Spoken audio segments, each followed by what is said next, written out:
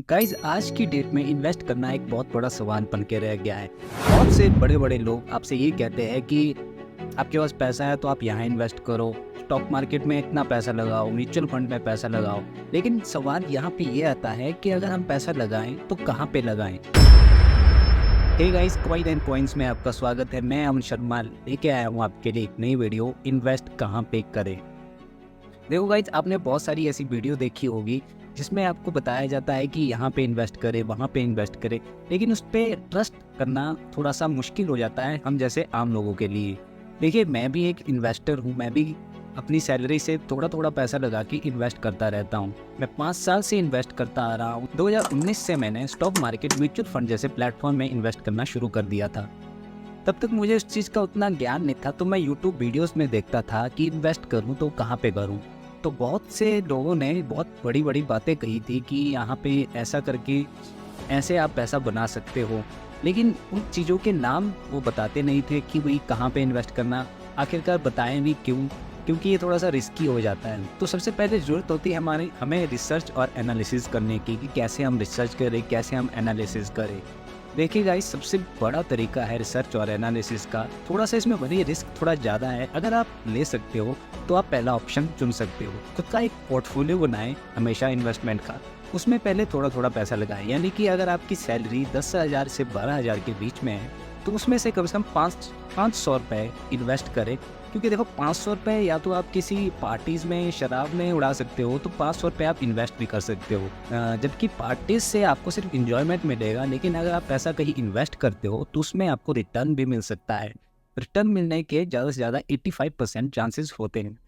तो आप मान लो अपने एक म्यूचुअल फंड का पोर्टफोलियो चुना है कि आपने म्यूचुअल फंड में अपना 500 रुपये से या 1000 रुपये से एक SIP स्टार्ट करनी है।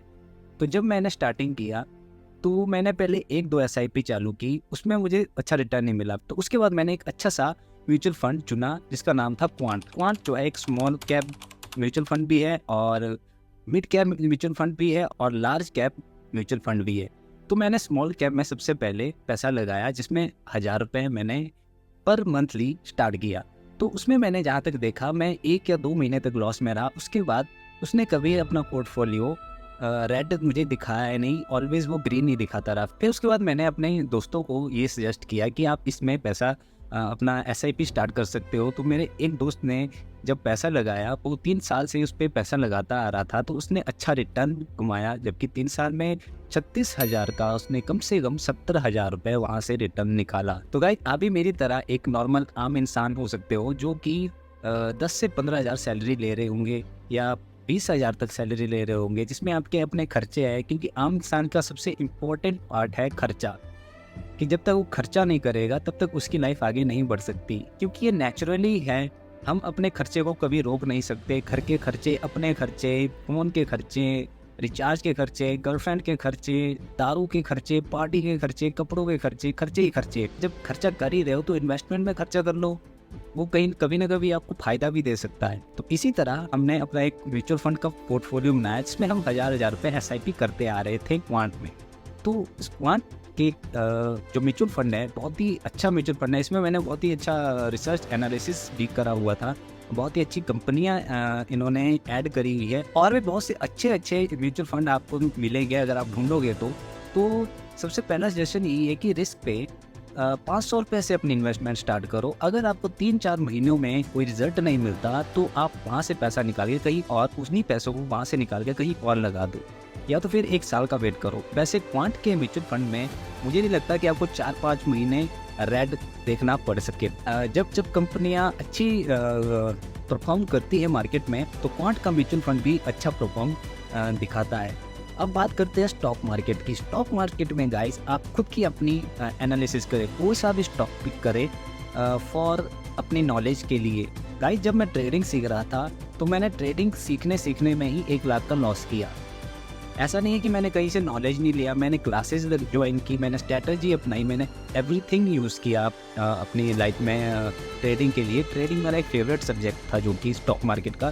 तो मैंने उसमें जब पैसा लगाया तो मुझे एक स्ट्रैटेजियाँ खुद अपने आप मिलती गई। जब मैं एनालाइज रिसर्च करता रह गया तो मुझे बहुत सारी स्ट्रेटजी पता चलेगी। और मुझे ये भी पता चला ट्रेडिंग में कि देखो, ट्रेडिंग में कोई भी स्ट्रेटजी काम नहीं आती है, उसमें परफॉर्म करना अपने तरीके से परफॉर्म करना होता है। आज अगर आपने इस स्ट्रेटजी पे काम किया तो कल आपको अपनी स्ट्रेटजी चेंज करनी पड़ती है। आप सेम स्ट्रेटजी पे काम नहीं कर सकते ट्रेडिंग पे। तो इसको समझने के लिए आपको काफ़ी टाइम लग सकता है ट्रेडिंग में। तब तक आप इन्वेस्टमेंट में अपना फोकस ज़्यादा रखें, क्योंकि इन्वेस्टमेंट आपको अभी नहीं तो आने वाले समय में एक अच्छा रिटर्न दे सकती है। और एक ऐप भी है स्मॉल कैप, आप उसमें अपने पोर्टफोलियो बना सकते हो, पिक कर सकते हो और उसके रिटर्न आप देख सकते हो कि वो कितना दे रहे हैं।